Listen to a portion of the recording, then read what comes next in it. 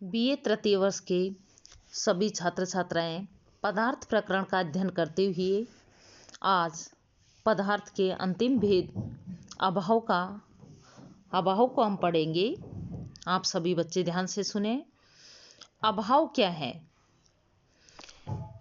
भाव भिन्न अभावे, भाव भिन्न अभावे प्रतियोगी ज्ञानाधीन विषयत्वम, अर्थात जिसका ज्ञान उसके प्रतियोगी पदार्थ के ज्ञान पर आधारित हो उसे अभाव कहा जाता है। अर्थात जिसका ज्ञान यानी किसी भी विषय का ज्ञान उसके प्रतियोगी पदार्थ के ज्ञान पर आधारित हो, प्रतियोगी यानी बराबर का प्रतिद्वंदी पदार्थ पर आधारित हो, उसे अभाव कहा जाता है। निषेध मुख्य प्रमाण गम्यो अभाव रूप है सप्तम पदार्थ है प्रतिपाद्यते। अभावात्मक निषेध मुख्य प्रतीति का विषय अभाव नामक सातवां पदार्थ प्रतिपादित किया जाता है। यह दो प्रकार का है, संसर्ग अभाव और अन्योन्य अभाव। संसर्ग अभाव पुनः तीन प्रकार का होता है।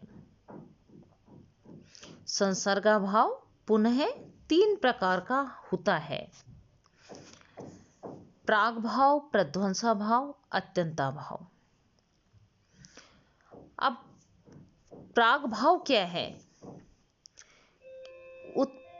कि कोई भी वस्तु सबसे पहले अनादि शांत है प्रागभाव उत्पत्ति पूर्व कार्य से। अनादि शांत है प्रागभाव उत्पत्ति पूर्व कार्य से, अर्थात आदि से रहित अंत से युक्त प्रागभाव कार्य की उत्पत्ति से पहले होता है। प्रागभाव आदि से रहित अंत से युक्त, जिसका कोई आदि नहीं है लेकिन अंत है, प्रागभाव कार्य की उत्पत्ति से पहले होता है। प्रागभाव का अर्थ है प्राक प्लस अभाव। इसका शाब्दिक अर्थ है पहले से विद्यमान अभाव। यह अभाव वस्तु की उत्पत्ति से पूर्व रहता है, अतः अनादि है और उस वस्तु के उत्पन्न होते ही नष्ट हो जाता है, अतः शांत है।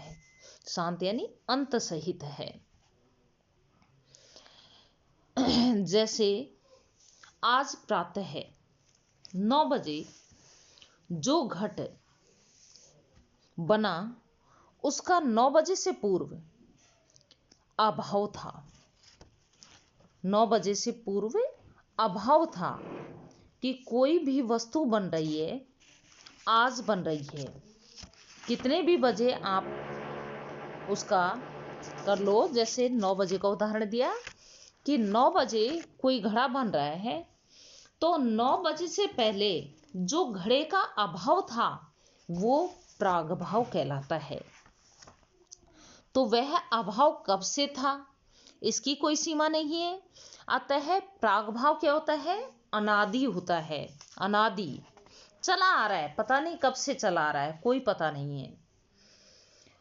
और 9 बजे बाद जब घट बना उससे एक क्षण पूर्व उस घटाभाव का अंत हो गया। यानी जैसे कोई चीज वस्तु बनती है, उस बनने के 1 मिनट पहले उस चीज का क्या हो गया? अंत हो गया, एक क्षण पूर्व घटाभाव का, इसलिए वह शांत हुआ। इस प्रकार कार्य वस्तु की उत्पत्ति से पूर्व रहने वाला उस वस्तु का अभाव प्रागभाव होता है। तो इस प्रकार आपके उत्पत्ति प्राक कारणे कार्यस्य अभावे प्रागभावे यथा तंतुषु पटाभावे, जिसका अभाव अनादिकाल से चला आ रहा है, परंतु उसका अंत संभव है, जैसे तंतुओं में पट का अभाव। तंतुओं में पट का अभाव। तंतु क्या होते हैं? रेशे। और पट यानी वस्त्र। जब कोई वस्त्र बनता है तो उससे पहले वो रेशे होते हैं, धागे होते हैं। तो तंतुओं में पट का अभाव यानी कि केवल अभी तक तो तंतु है, रेशे हैं, उसके वस्त्र का अभाव है। ये यहाँ पर वस्त्र के निर्माण होने से पूर्व जो तंतुओं में पट का अभाव है वह अभाव प्रागभाव कहलाता है। नंबर 2 है प्रध्वंसाभाव। साधिरनन्तः प्रध्वंस उत्पत्त्यनन्तरं कार्यस्य, अर्थात आदि से युक्त अंत से रहित प्रध्वंसाभाव कार्य की उत्पत्ति के बाद होता है। सभी बच्चे इस चीज को ध्यानपूर्वक सुने कि प्रागभाव कहता है अनादि शांत है, प्रागभाव है उत्पत्ति पूर्व कार्य से, यानी आदि से रहित अंत से युक्त प्रागभाव कार्य की उत्पत्ति से पहले होता है। और साधि अनंत है, प्रध्वंस है उत्पत्ति अनंतरम कार्य से, यानी आदि से युक्त अंत से रहित प्रध्वंसाभाव कार्य की उत्पत्ति के बाद होता है। तो प्रध्वंसाभाव का अर्थ है किसी वस्तु के नष्ट हो जाने पर उत्पन्न उस वस्तु का अभाव। अन्नम भट्ट द्वारा प्रध्वंसाभाव का यहाँ कोई पूर्ण लक्षण नहीं है, अथवा हम कह सकते हैं स्पष्ट कि उनका अभिप्राय यह है कि जब कोई उत्पन्न हुई वस्तु नष्ट हो जाती है तो उसी क्षण से नाश के कारण उत्पन्न उस वस्तु का अभाव, यानी तत्काल नाश के समय प्रारंभ होने के कारण शादी एवं फिर कभी उस वस्तु की उत्पत्ति न होने का कारण वह अभाव अनंत होता है। इसलिए उस अभाव को प्रध्वंसा भाव कहा जाता है। जैसे घट का नाश होते हुए प्रध्वंसा भाव उत्पन्न हो जाता है। जैसे कोई सभी बच्चे सुने कि बच्चों कोई घड़े का निर्माण हुआ तो निर्माण से पहले का जो अभाव था वो तो प्रागभाव कहलाया, और घड़ा बना और वो उसको फूट गया तो उसका नाश होते ही वो क्या कहलाया? प्रध्वंसा भाव उत्पन्न हो जाता है। अतः अनंत काल तक रहता है, क्योंकि आगे कभी बनेगा नहीं बनेगा, लेकिन जो फूट गया वो थोड़ी बनेगा, क्योंकि पुनः उस घट का निर्माण नहीं हो सकता। अतः ध्वंस से उत्पन्न होने के कारण यह प्रध्वंसा भाव होता है। इसलिए प्रध्वंसा भाव का लक्षण हमें इसी प्रकार करना चाहिए कि साधिर अनंत प्रध्वंस है ध्वंसा अनंतरम कार्यस्य उत्पन्न से कारणे अभावे प्रध्वंसा भावे यथा भग्ने घटे कपाल मालायाम घटा भावे, जिसका आदि तो है अर्थात उत्पन्न तो होता है किंतु इसका अंत असंभव है, साधिर अनंत है। और इस प्रकार यह है प्रध्वंसा भाव, यानी उत्पन्न होने के बाद का जो अभाव है वो प्रध्वंसा भाव कहलाता है। उत्पन्न होने के बाद जिसका अभाव होता है वह प्रध्वंसा भाव कहलाता है। और कोई भी वस्तु का निर्माण हो रहा है उससे पहले जिसका अभाव था वह प्रागभाव कहलाता है। अब हम चलते हैं अभाव के तृतीय भेद पर कि अत्यंताभाव। अत्यंताभाव अर्थात त्रैकालिक संसर्गावच्छिन्न प्रतियोगिता को अत्यंताभाव है। त्रैकालिक संसर्गावच्छिन्न प्रतियोगिता को अत्यंताभाव है। यथा भूतले घटो नास्ति थी, तीनों कालों में होने वाला संबंध से युक्त अभाव वाला अत्यंताभाव होता है। जैसे पृथ्वी पर घड़ा नहीं है। अब यहाँ क्या कहा कि त्रैकालिको अभावो अत्यंताभाव है, यथा वायु रूपा भाव है कि जिसका त्रैकालिक अभाव पाया जाता है उसे अत्यंता भाव कहा जाता है। जैसे वायु में रूप का अभाव या पृथ्वी पर घड़ा नहीं है। अत्यंता भाव वह अभाव होता है जो तीनों कालों में रहे। जैसे तीनों कालों में नहीं है क्या, कि वायु में रूप का त्रैकालिक अभाव है, अतः वायु में रूप का अभाव अत्यंता भाव है। जैसे भूतल पर घड़ा नहीं है, इस वाक्य में भूतल में घटाभाव वर्तमान कालिक है। घटाभाव का प्रतियोगी घट है।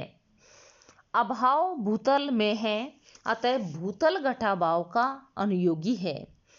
प्रतियोगी का अनुयोगी के साथ संबंध संयोग है और वही उसके अभाव का प्रतियोगिता छेदक संबंध कहलाता है।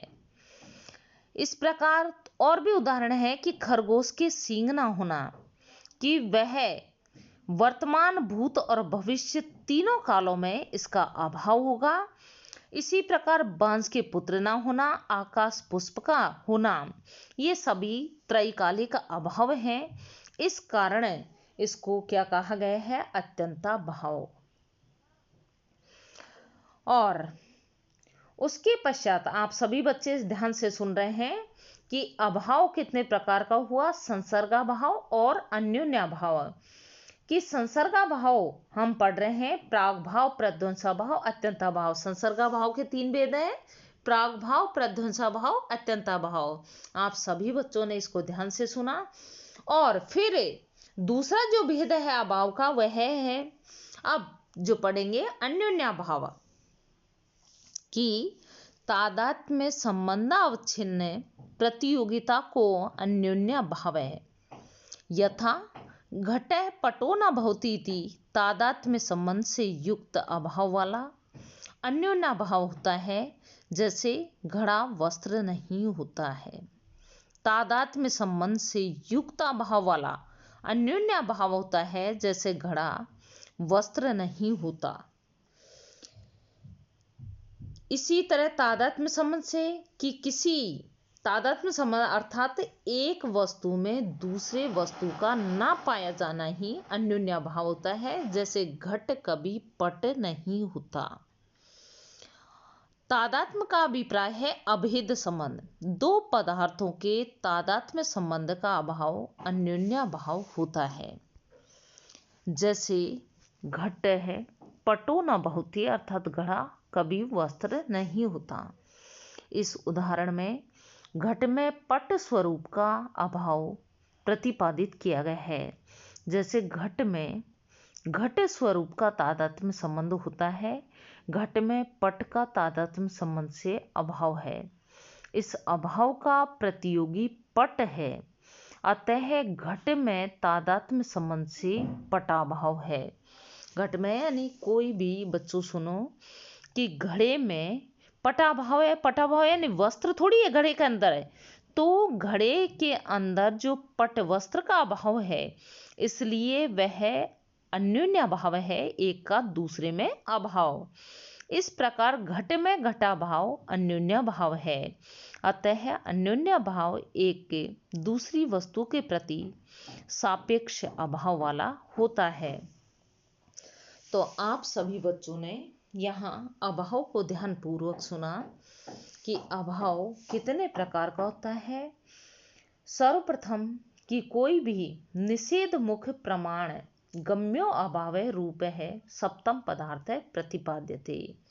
अभावात्मक निषेध मुख प्रतीति का विषय अभाव नामक 7वां पदार्थ प्रतिपादित किया गया है। अभाव क्या है? 7वां पदार्थ है। पदार्थ प्रकरण में 7वां भेद है वह अभाव कहलाता है। तो यह 2 प्रकार का होता है, संसर्गाभाव और अन्योन्याभाव। संसर्गाभाव का पुनः 3 भेद किए गए हैं, प्रागभाव, प्रध्वंसाभाव और अत्यंताभाव। प्रागभाव यानी किसी भी वस्तु के निर्माण होने से पूर्व का भाव, और वह अनादि है और शांत है। प्रध्वंसाभाव ये कोई वस्तु जो उत्पन्न होती है और उत्पन्न होने के पश्चात उसका नष्ट हो जाने पर उसका अभाव हो गया। इसी तरह अत्यंताभाव, जिसका त्रैकालिक अभाव होता है, जैसे वायु में रूप का अभाव, खरगोश के सींग होना, आकाश में पुष्प होना। इस तरह के अभाव जो कभी थे ही नहीं, जो कभी होंगे ही नहीं, वो तीनों कालों में जिन चीज़ों का अभाव होता है वो त्रैकालिक अभाव कहलाता है, अत्यंताभाव। और ये तीनों भेद हैं, संसर्गाभाव के 3 भेद हैं, प्रागभाव, प्रध्वंसाभाव, अत्यंताभाव। और दूसरा भेद है अन्योन्य भाव, कि कोई भी तादात्म्य संबंध से किसी एक वस्तु में दूसरी वस्तु का न पाया जाना ही अन्योन्य भाव है, जैसे घट में पट का अभाव, पट में घट का अभाव। आज की इस अभाव प्रकरण में आप सभी बच्चों ने पदार्थ प्रकरण संपन्न हुआ। पदार्थ के संपूर्ण भेद पूरे ही, और आप सभी बच्चों ने ध्यानपूर्वक उसको सुना। अंतिम जो भेद है अभाव, उस प्रकरण को आप सभी बच्चों ने ध्यानपूर्वक सुना। आपके ये बहुत ही इम्पोर्टेंट है तर्क संग्रह में। आप और सभी बच्चे इसको अच्छे से लिखिए, याद करें, और आगे जब भी परीक्षाएं होंगी आप सब बच्चों को इस तरह के प्रश्न आएंगे। धन्यवाद।